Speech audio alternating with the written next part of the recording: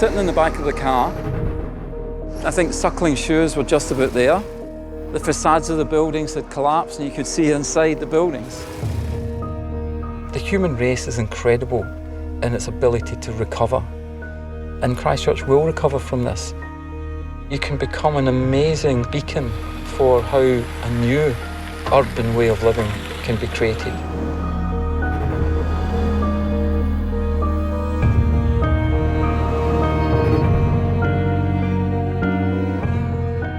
Internationally, what's driven the reinvention of cities is bringing people in to live in the centre, building new apartments downtown, reinventing the lanes, excluding traffic from areas, giving the streets over to people, greening the streets, local markets, something that you don't get in the suburbs. It's where all the best things can congregate together and everybody can enjoy them.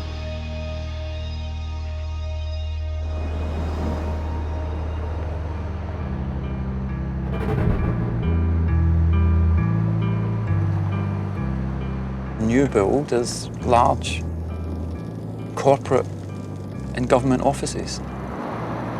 Actually, I'm not seeing any residential happening. These very big buildings replacing what was a whole myriad of small buildings. I guess that's due to the rule that you have to have very large parcels of land to develop. We're still building a 20th century city, built for the car, wide streets and no activity. There's no people. Why didn't they get rid of the streets and bring the buildings on and create a promenade along the water? Last, there's a building embracing the river. There is an attempt to create a bit of diversity here. He hasn't maxed out his development opportunity.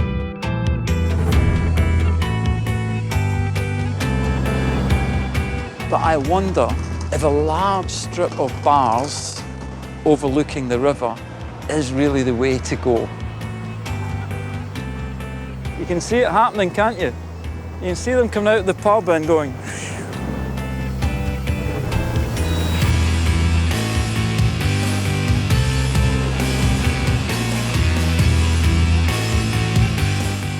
This is large buildings. We'll have the same tenants in it that Riccarton Mall has, fundamentally.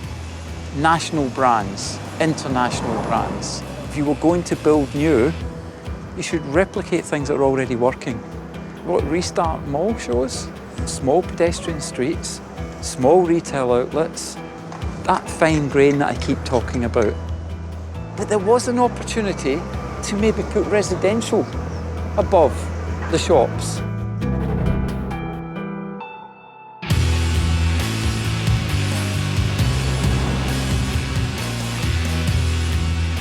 That's Manchester Street.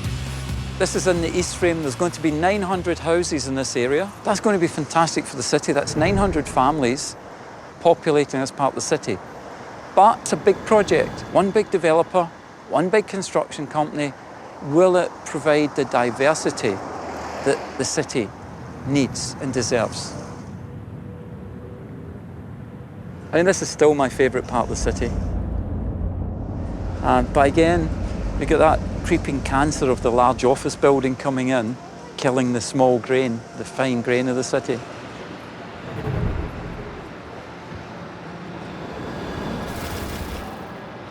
You have an innovation precinct, you have a court precinct, you have a conference precinct. Separating everything, you dilute the life of it. That's not how you build city. This whole area here has been designated for a massive convention centre. Right on the riverfront.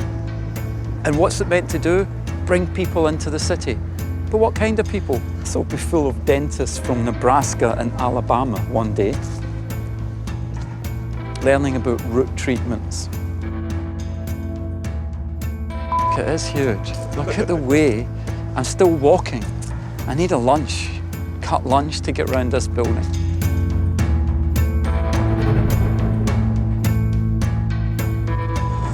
It's about 5 o'clock now. The workers are leaving the city. They're all going home to suburbia. How are we going to fill this city?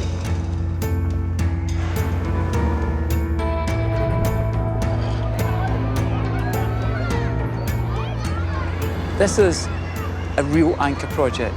This will bring people in and it will encourage people to live here. This is actually a huge success, most loved.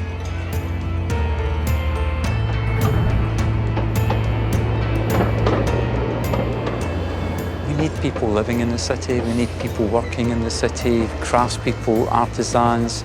We need something diverse, we need better scale buildings. We need to give the city back to the people and let the people build it. Not the corporates, not the government, but the people.